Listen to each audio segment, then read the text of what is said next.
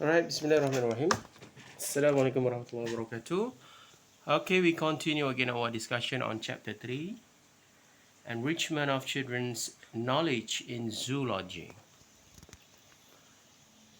Okay,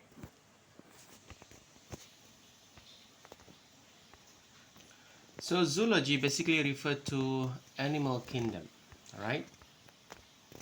Exposure to animals. An Islamic overview. Islam perceives kindness towards animal as a form of ibadah. We do good things, good kindness towards animal that considered as ibadah. Ibadah, if we do, we got a reward. Alright? Islam looks upon animals in two ways. Number one, as a living being in their own right, glorifying God and attesting to His power and wisdom. Number two, as a creature subjected in the service of man and other created things, fulfilling vital roles in the development of this world. Jadi Islam melihat haiwan dalam dua cara. Yang pertama sebagai benda hidup yang ada hak yang perlu dijaga, hak untuk hidup. Right? Untuk kita syukuri akan nikmat dan juga sebagai tanda ataupun ujian pada manusia bagaimana kita berinteraksi dengan haiwan. Adakah kita melakukan perkara yang baik, melayan haiwan dengan baik, ataupun kita melakukan perkara yang tidak baik kepada haiwan. Nombor satu. Yang nombor dua adalah Islam melihat haiwan sebagai ciptaan, creatures yang dijadikan untuk kegunaan manusia, untuk menjadi keperluan manusia. Contohnya ada haiwan yang keperluannya pada manusia yang menjadi sumber makanan. Ada haiwan yang menjadi sumber pengangkutan. Ada haiwan yang menjadi sumber pakaian. Alright? Sebagai service of man. Okey, seterusnya. Islam encourage its followers to preserve the animals and prohibit Muslim from practicing cruelty to all kind of animals. Islam menggalakkan umatnya untuk menjaga, memelihara haiwan dan melarang pengikutnya iaitu orang Islam untuk berlaku kejam terhadap apa-apa jua haiwan. Islam are encouraged to observe certain type of animal which can be slaughtered and regarded as edible. Islam juga mengajak umatnya untuk melihat, mengkategorikan apakah haiwan-haiwan yang boleh dislaughtered. Slaughtered ni boleh disembelih. Yang mana boleh makan, edible. Ada haiwan yang boleh dimakan, ada yang tak boleh dimakan. Ada haiwan yang boleh disembelih, ada haiwan yang tak boleh disembelih. Yang mana yang boleh disembelih haruslah mengikut kaedah syariat. There are also animals which are strictly prohibited due to certain reason and labeled as haram. Ada juga haiwan-haiwan yang Islam kategorikan sebagai dilarang ataupun haram disebabkan najis ataupun disebabkan tidak bagus ataupun memudaratkan kesihatan. Kemudian certain animals are labeled as domestic, such as cat, which can be kept at home and safe enough to live and mingle with the human being. Ada haiwan-haiwan yang dikategorikan sebagai haiwan peliharaan, pets. Pets ni yang sesuai disimpan, menjadikan teman di rumah, boleh tinggal bersama-sama dengan haiwan. Tapi ada haiwan yang walaupun jinak, walaupun dikategorikan sebagai haiwan peliharaan, pets, tapi dilarang dalam Islam. Contohnya anjing. Anjing tak dijadikan pets. Tapi dijadikan sebagai guard, penjaga boleh. Alright. Jadi itulah contoh-contoh haiwan peliharaan yang kita boleh tinggal bersama-sama dengan haiwan tersebut di dalam rumah. Okey, halal and haram. Contoh. Ini contoh haiwan yang slaughtered, yang boleh disembelih. Haiwan yang haram contohnya babi, tak boleh dimakan. Walaupun boleh disembelih secara Islam, tapi diharamkan untuk dimakan. Animal can be classified based on their characteristic and function. Haiwan-haiwan boleh diklasifikasikan based on characteristic, bergantung kepada ciri-ciri dan juga fungsi. Contohnya, animals that is rare for human consumption. Haiwan-haiwan yang rare, yang pelik, yang lain daripada lain. Contohnya cow, goat, sheep, chicken and all kind of poultry. Ada haiwan yang biasanya yang boleh dimakan oleh manusia. Ada haiwan yang tidak biasa dimakan oleh manusia. Ada juga animals which are rare for service, camel. For service. Haiwan-haiwan yang digunakan untuk kegunaan manusia. Seperti membantu membajak, mengangkat benda berat. Contoh. Gajah, elephant, used to carry heavy things. Buffalo, used in paddy field, untuk suburkan tanah, untuk mengangkat jentera, alat, mesin. Camel, untuk mengangkat barang-barangan. Okay, domestic animals. Contohnya cat, bird. Ini haiwan yang kita boleh pelihara. Kemudian, the benefit of animals. Animals provide food for human being and for one and another. Ada haiwan-haiwan yang menjadi sumber makanan kepada manusia. Menjadi sumber susu, daging, honey. Kita tak boleh makan lebah. Okay, tapi lebah menghasilkan madu. Madu sangat bagus untuk sebagai penawar ubat kepada manusia. Animal provide mankind with leather, hair, wool, medicine and perfume. Ada juga haiwan-haiwan yang memberi manfaat seperti pakaian, rambut, bulu haiwan boleh dijadikan rambut ataupun boleh dijadikan jaket, boleh dijadikan ubat-ubatan, boleh dijadikan sebagai wangi-wangian. Kemudian, animal provide transportation. Ada juga haiwan yang berfungsi sebagai pengangkutan, bergerak daripada satu kawasan ke kawasan lain. Transport from one place to another places. And then animals has aesthetic function as object of beauty and can bring out peace of mind. There are some animals, when we keep them in a house, it gives peace. It gives relaxation. We feel calm. Contohnya burung, boleh dijadikan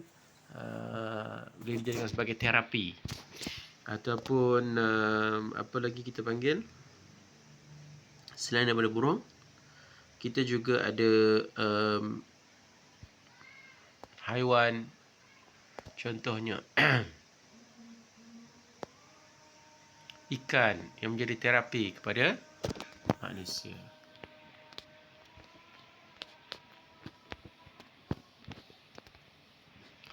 And then the right of animal in Islam. Apakah hak-hak haiwan di dalam Islam? Number one, Islam requires that pets or farm animals be provided with the proper food, water and place to live. Sekiranya kita nak menjadikan haiwan sebagai peliharaan, kita haruslah menyediakan makanan yang cukup, air yang cukup dan tempat tinggal. Tak boleh dibiarkan di tengah panas, hujan, tak ada makanan. Kalau kita tak boleh sediakan makanan, tempat tinggal, air yang cukup, kita lepaskanlah haiwan tu. Jangan jadikan dia pets. Why? Because that is the right of that animals. They can find their own food. They can find their own shelter. But if you tie them, kalau you kurung dia, ikat dia, so dia tak bebas untuk mencari makanan. Boleh nak ikat, nak jadikan dia haiwan peliharaan, tapi pastikan enough in terms of their food, in terms of the water, the basic needs, as well as the shelter, the place to live. Number 2, animals should not be beaten or tortured. Making animals fight one another for entertainment was also forbidden by the Prophet. So animals should not be beaten and cannot torture animals. Tak boleh disebat, didera. If you make animals fight with another animals, that also is forbidden. If you do that purposely for entertainment. Melagakan haiwan adalah dilarang oleh agama. Itu adalah hak-hak haiwan yang perlu dijaga. Next, Islam forbid using animals or bird for target when practicing shooting. Kita jadikan haiwan sebagai target untuk menembak. Belajar menembak gunakan burung. Belajar menembak gunakan ayam. Right? So dilarang. Kita membunuh sesuka hati untuk praktis. Dilarang dalam Islam. Separating nestling bird from their mother is not allowed in Islam. Anak ayam, anak burung, kita asingkan dia. Okay. Nestling birds yang perlukan ibu, makanan, perlukan susu. Contohnya, anak lembu perlukan susu daripada ibunya. Kita asingkan dia. So that also forbidden in Islam. Alright.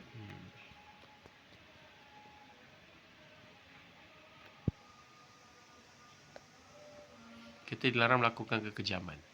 Contoh dalam gambar-gambar ni kan, berlaku kejam. It is forbidden to mutilate an animal by cutting off its ears, tails and other body part without just reason. Memotong bahagian-bahagian haiwan tanpa ada sebab adalah dilarang. A sick animal under one's care should be treated properly. Kalau ada haiwan yang sakit, mestilah diberi penjagaan. Kalau perlukan ubat, diberikan ubat. Do not burden an animals excessively or beyond their own capability. Tak boleh mendera haiwan dengan memberi sesuatu pekerjaan yang lebih daripada kemampuan. Contohnya unta. Dia boleh angkat 10 kilo katakan. Kemampuan dia. You letak 50 kilo. Tak boleh lah. You telah menyeksa lebih daripada kemampuan. Okay. Katakan kerbau. Boleh bekerja selama 2 jam. You buat dia bekerja selama 12 jam. Tak boleh. Itu dah burden. Dan menjadi kesusahan pada haiwan.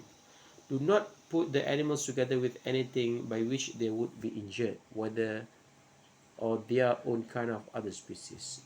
Jangan letakkan haiwan bercampur dengan haiwan lain yang boleh menjadikan dia sebagai mangsa ataupun cedera disebabkan tidak sama spesies. Contohnya letak anjing dengan kucing dalam satu kandang. Tak sesuai lah. Kalau dia menunjukkan kecederaan. Ikan laga. Ikan ikan piranha. Dengan apa haiwan yang tak sesuai. So, letakkan dalam spesies yang sama. Contohnya letak kucing dengan tikus. Do not put the males and females together during mating season. Do put males and females together. So semasa proses mengawan, you kena tahulah. Kalau you nak pelihara haiwan, you kena tahu tentang asas ataupun keadaan haiwan. Haiwan ni ada waktu masa mengawan. Alright. Jadi you kena pastikan males and females berada dalam tempat yang sama, barulah proses pengawang tu berlaku. Tak boleh asingkan dia. You dah mengganggu nature proses. Masa semula jadi. Islam laid down human slaughtering regulation. Islam dah letak garis panduan. If you want to slaughter animals, kalau nak sembelih haiwan, ada dia punya rules and regulation. Do and don'ts. Number one, should be least painful. How to make sure it is least painful, supaya kurang sakit, adalah dengan menggunakan pisau yang tajam. Tak boleh guna pisau yang tumpul. Number two, slaughtering instrument not be sharpened in front of the animals. Dilarang dalam Islam kita asah pisau ataupun asah parang depan haiwan. Okay. And then prohibit the slaughtering of one animals in front of another. Dan kita sembelih depan haiwan lain. So janganlah sembelih depan kawan-kawan yang lain ataupun depan haiwan. Jauhkan daripada dia. Tunggu turn. Alright. Bila turn dah sampai, baru kita bawa dia ke tempat penyembelihan. Jangan dekat tempat berkumpul haiwan, dekat situ you sembelihkan dia. Dia nampak, you asap pisau, you nampak, seolah mendera. Right? Kena ada common sense.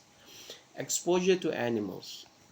And a Western perspective. Dalam perspektif Barat, bagaimana dia melihat haiwan. Western approach on animal focus on number one, size, shape, number, color, texture, weight, smell, sound, and nutrition. Orang Barat fokus haiwan bergantung kepada saiz dia, rupa dia, warna. A specific concept to individual animals, categories and classes of animals. Focus in preschool curriculum. Ada specific concept. Okay, ada kategori-kategori haiwan yang boleh diajar di prasekolah. Ada haiwan yang tak boleh diajar di prasekolah. Itu mengikut West.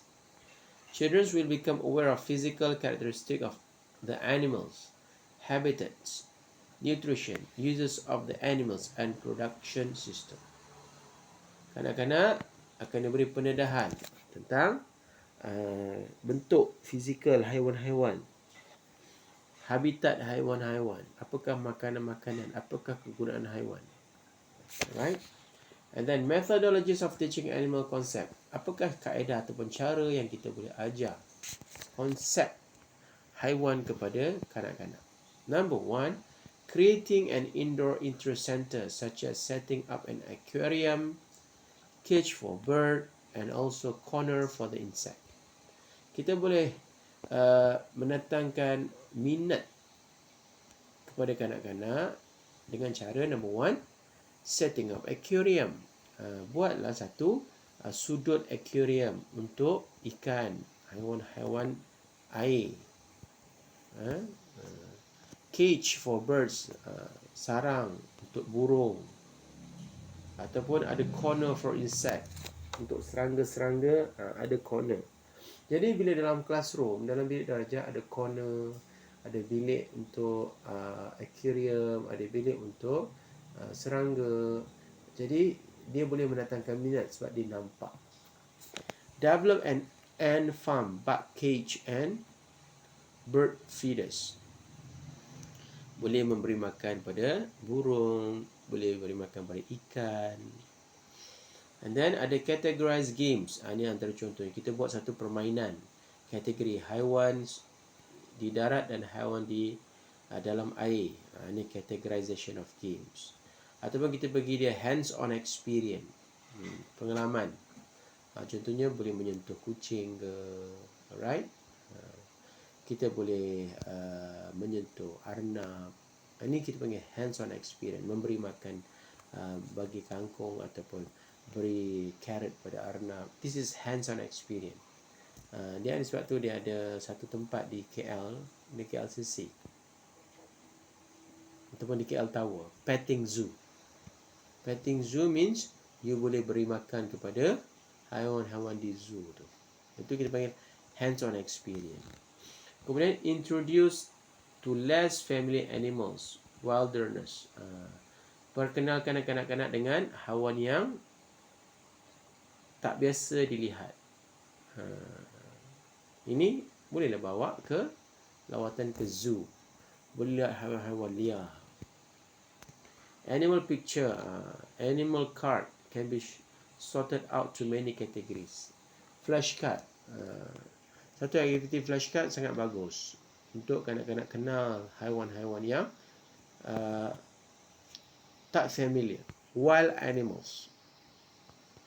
But if you, after you showing a flashcard and then you bring them to the zoo to show them the real size of the animals, how's the sound of that animals, that would be better. Next, understanding the life cycle of animals. Faham tentang kitaran hidup haiwan. A life cycle is the order of the stages in animals' growth. All animals reproduce young of the same kind. Kitaran hidup haiwan. Okay. Bagaimana haiwan daripada lahir, kemudian membesar, jadi dewasa. Ini kitaran haiwan. Anak ayam sebelum menjadi ayam macam mana? Kuda, kambing, zirafa, zebra, lions, elephant. All these example, right? So kalau yang dewasa kita panggil cow. Kalau yang kecil kita panggil calf. Chick maknanya anak ayam. Hen, ibu ayam. Goat, kambing dewasa. Kid, kambing kecil. Ini contoh-contoh animals and their babies. Jadi yang kecil ni ada istilah dia. Alright? Dan ada rupa dia. Contoh butterfly. Before they become a butterfly, they are caterpillars. Before they become a duck, they are duckling. Right? Hanya antara contoh exercise yang kita boleh perkenalkan pada kanak-kanak. Sheep. Semasa kecil panggil apa? Example. Lamb. Children should be exposed to different type of classifications such as kita nak asingkan beza antara jenis burung yang boleh terbang, jenis ikan yang hidup dalam air, jenis haiwan yang jinak, jenis haiwan yang liar. So example here, birds, we have mammals, ada reptile, crustacean, mollusk, arachnid, fish, amphibians. Kemudian bahagian-bahagian burung, for example. Ada haiwan yang warm-blooded vertebrate animals, have wings, feathers, beak and no teeth, have strong hollow bones and powerful flank muscles. Most birds can fly, but there are some birds cannot fly. Okay, apa contoh-contoh burung yang tidak dapat terbang? Have a strong heart, use a lot of energy while flying and need to eat a lot of food. Example, apa haiwan-haiwan yang makan banyak? Okay. Ini contoh-contoh burung berdarah panas. Ini contoh mammals, mamalia, right? Mammals menyusu. Kemudian crustacean yang ada cengkerang.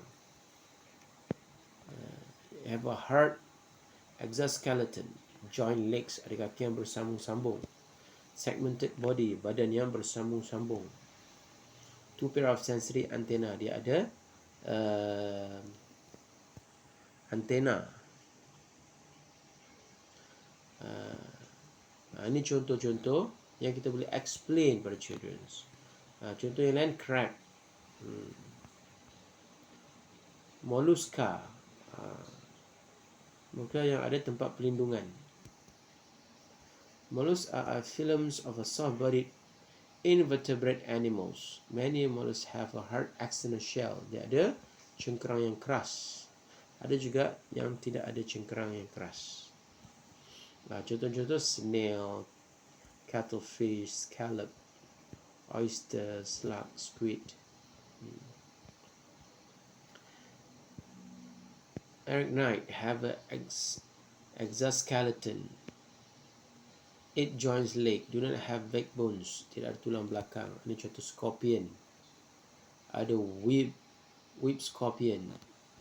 Di dalam kategori arachnid. Cold-blooded, berdarah sejuk. Body temperature depends on the temperature of the environment. So suhu badan dia bergantung kepada suhu persekitaran. Breathe air through both lungs. Bernafas. Cara bernafas dia ada berbeza. Contohnya black widow, scorpion, tarantula, spider. Ini dalam kategori yang sama. Kemudian ikan pula, kategori ikan. Fish, dia ada kidney, ada air bladder, dia ada insang. Cara pernafasan juga berbeza. Reptile, okay, dia ada sisik, dia bukan bulu, dia ada kulit yang kering, dan kebiasaannya bertelur, berdarah sejuk. Amphibians, tinggal di dua keadaan, di darat dan juga di dalam air. Cold-blooded, berdarah sejuk, mengeluarkan telur, kulit yang lembap. So ini adalah contoh-contoh perbezaan haiwan ataupun benda hidup yang dikategorikan dalam topik zoology. Zoology refer kepada animal kingdom. Jadi ada pelbagai cara dan jenis pendekatan yang kita boleh terangkan kepada childhood or children's.